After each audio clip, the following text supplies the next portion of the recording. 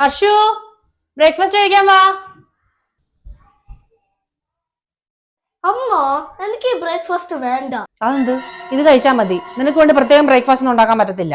എനിക്കിത് ഇഷ്ടമല്ല. എന്നും ഇത് തന്നെ. എന്നുമില്ലല്ലോ, വല്ലപ്പോഴും അല്ലേ ഉള്ളൂ. നല്ല ഫുഡല്ലേ ഇത്? എനിക്ക് വേണ്ട. ഞാൻ അച്ഛന് പുറത്തു പോയി കഴിച്ചോളാം. എവിടെ പുറത്തു പോയി കഴിക്കുന്നത്? അങ്ങനെ പുറത്തൊന്നും പോയി കഴിക്കാൻ പറ്റില്ല. അച്ഛൻ എന്തായാലും വരത്തില്ല. ഞാൻ എന്തുണ്ടാക്കിയാലും അച്ഛൻ അത് കഴിച്ചോളൂ. എന്താ വാടാ രാവിലെ ബഹളം? അമ്മ ഉണ്ടാക്കുന്നൊന്നും കഴിക്കാൻ മേലെ നിനക്ക്?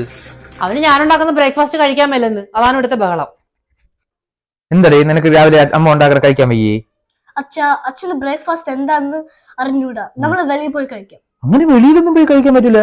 എന്നാടി ബ്രേക്ക്ഫാസ്റ്റ്?